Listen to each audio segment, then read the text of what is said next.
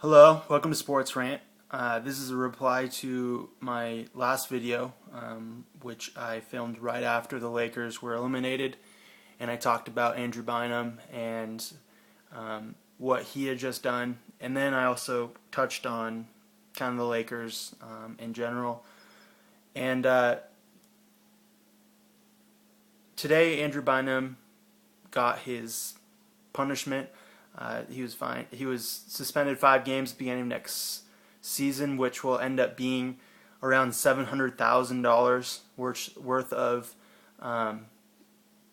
not playing. He won't get paid for those 5 games, which amounts to $700,000 on top of a $25,000 fine that they also gave him,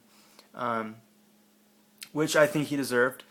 But in the same light, today he did come out at his post-season exit interview, and before they started asking questions, he said, "I want to make a statement," and he apologized for his actions, and then he also apologized personally to J.J. Beretta, and said that he will try to reach him and continue to try to reach him and do a personal apology, even though right now Beretta has a little bit more on his plate, as he is still in the playoffs, and Andrew Bynum hasn't been able to contact him yet. But that's good to see. It's good to see that Bynum understands that what he did was inappropriate, and he said that frankly, when he saw it, he was instantly embarrassed by it, and that it was not what he stood for, how he was raised, or how the Laker organization should be represented. When asked about what he thought of the Laker greats coming down pretty harsh on him, he said, he's a big boy, and he is a man, and he can take the punishment for his actions, and he understands where they're coming from, and everyone's entitled to feel how she wants to feel about the situation, and that he promised he won't do it again. Which, maybe he won't. This play on Sunday was identical to the Beasley play, which happened around the middle of the season. So, maybe this is the point where he's like, sometimes I lose my cool. Sometimes I stop being able to control myself, and maybe he will stop. I hope he does. He's a very large human being.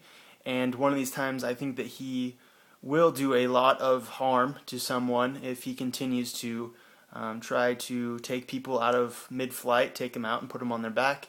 One of these times, he really could injure someone. So I'm glad to see that he has manned up and apologized and understands that what he did was not by any means acceptable in any sport, really. So even hockey. So definitely good on his part. On a side note, tonight the Bulls won against the Hawks. They are now up 3-2 on the series. And then the other series last night was triple overtime with the Thunder and the Grizzlies. That was a great game. I don't know how many of you guys saw it. It might have gone a little late on the East Coast, but definitely a very exciting game to watch. Definitely Westbrook, not a team player. As far as he is the point guard, and he is expected to get those necessary points, those driving the lanes. But when Kevin Durant touches the ball less than you for open shots in the last 3, I think it was in the overtimes, Durant touched the ball, had 6 less shot attempts than Westbrook, and for the leading scorer in the league to be defeated as far as who had the most shot attempts, you gotta call a timeout and say, okay, look, your job is to have these driving lane shots when they're available, but your job as a point guard, and you pass the ball. You throw it to another player, especially our star player who led the league in points and can definitely put the ball in the hoop. So you need to do that more. And luckily, they were on the road. The Thunder were on the road. They got away with the victory after 3 overtimes.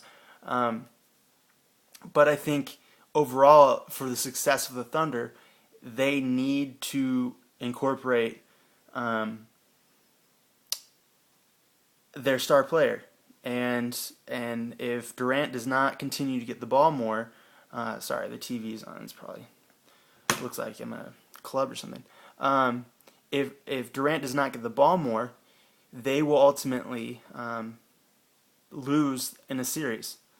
They can't keep going to overtimes and pulling it off. And the Grizzlies are playing out of their mind right now. But in the next round, the Mavs are going to be difficult. They just swept the defending champions, and right now their three-point shots are off the charts.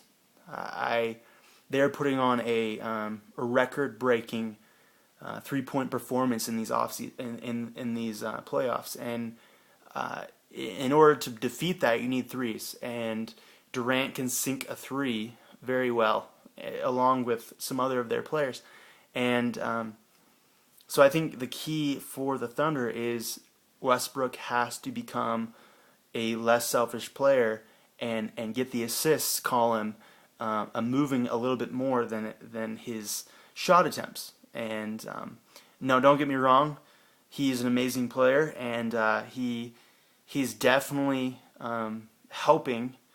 He's definitely right there next to Durant, and the reason why they're so successful. I'm not saying that he's hurting them to the point where he's being, maybe we shouldn't even play him. Of course not. He deserves to be out there, and he deserves to get his 30 points. But Durant does too, and I think he needs to pass the ball more. So I'll make some other videos that are not so long, talking more about Derrick Rose. His MVP season is continuing into the playoffs. He's continuing to produce. And I'll make more videos on that. So stay tuned and subscribe.